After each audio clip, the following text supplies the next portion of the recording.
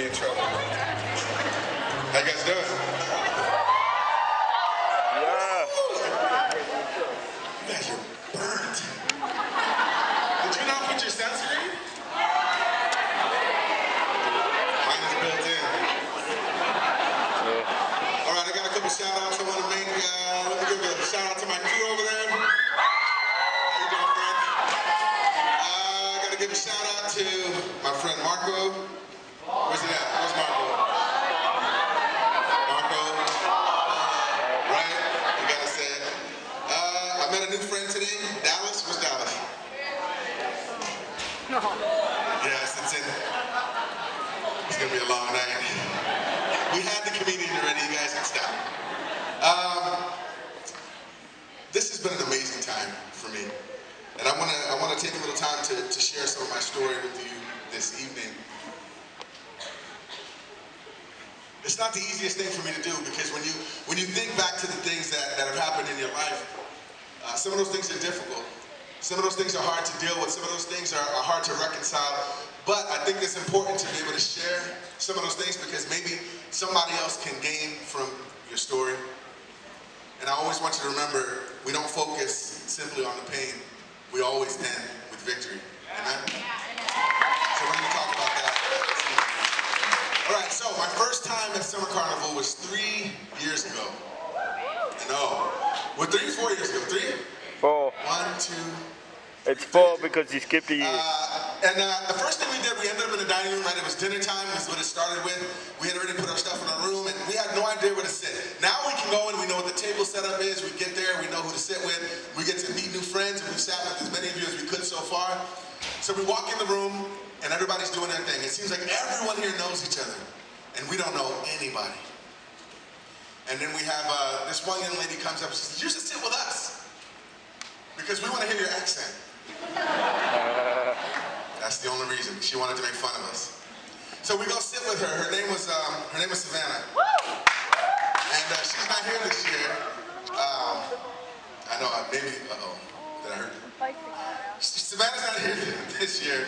But I was speaking with her on Instagram earlier today, and I told her how much Lisa and I miss seeing her here. We were sitting at the table, and she's teaching me how to say all the words like sultanas. Did I get that right?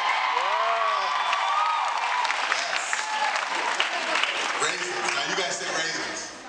Raisins. Almost. Almost. So I learned how to say, not raisins, not like that. Just raisins. It's smooth. Raisins. You guys are so aggressive. Raisins. Let it be smooth. Raisins. So we learned how to say, I learned how to say sultanas. I learned, what's the, cordial? Yeah, cordial. Cordial. Yeah. That word, we just call it juice. And I thought you guys called it I don't know how you took a short word and made it longer. And then, I don't know, we learned how to say some other words, and then out of nowhere, she asked me a question I will never forget. She sat there, she looked right in my eyes, and she said to me, "Anthony, where are you from?" Right, you're laughing, you're like, well, he's from America, hello. Right, and that's the same thing I said. Well, she knew I was from America, so I didn't understand what she was asking. So I said, well, I was born in Brooklyn, New York, but I live in Seattle now. And she laughed and she said, "No, silly, like, where are you from? In Africa?"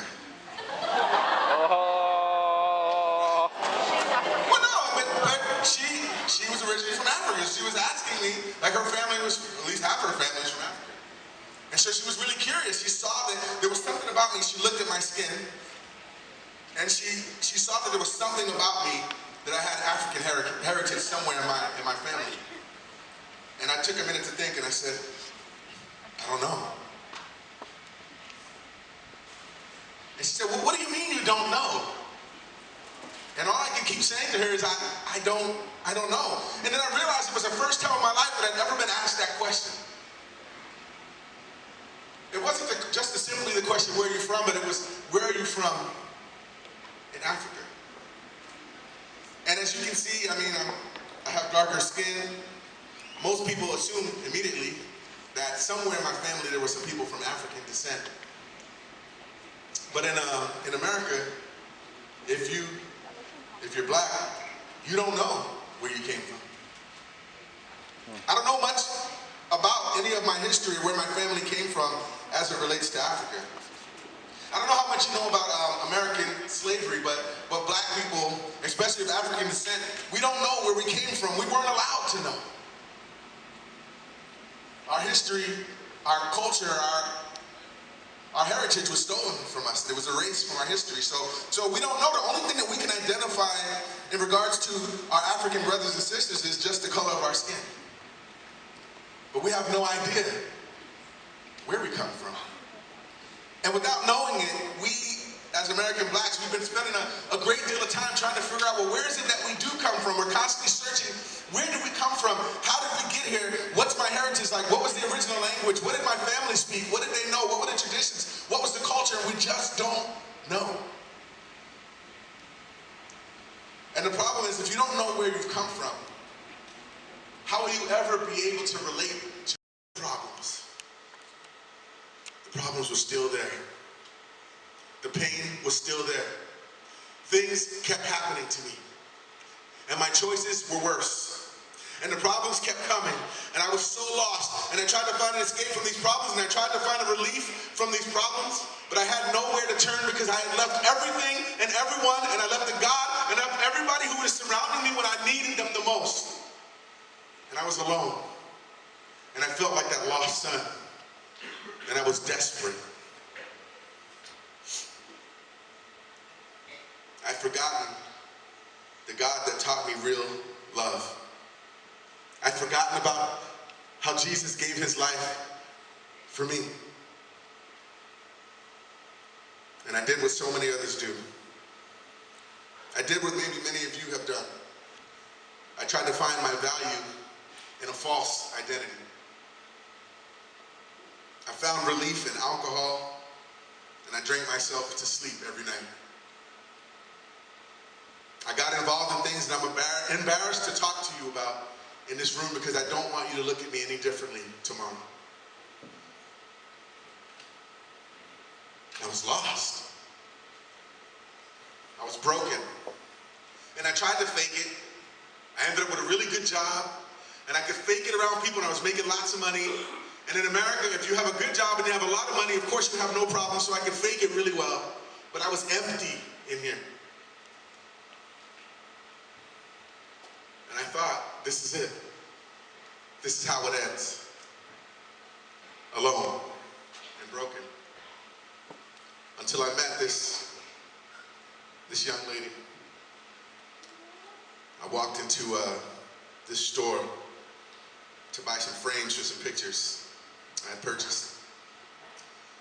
And there was this pretty lady at the desk. Her name was Lisa. Yeah, she's hot.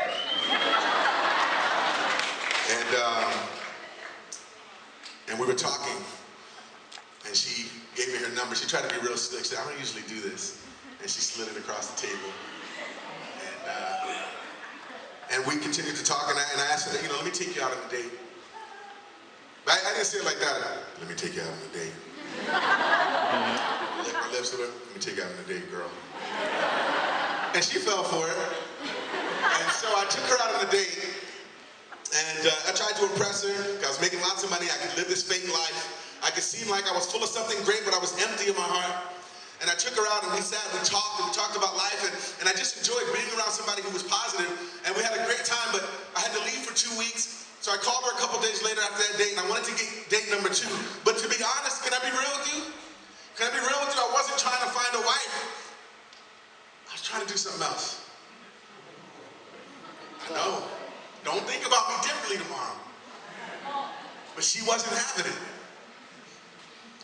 So I'm talking to her, and I'm putting on my deepest voice, and I'm like, hey, girl. Whatever music I walked out to, something like that was playing. I'm like, hey, girl, how about we go on another date?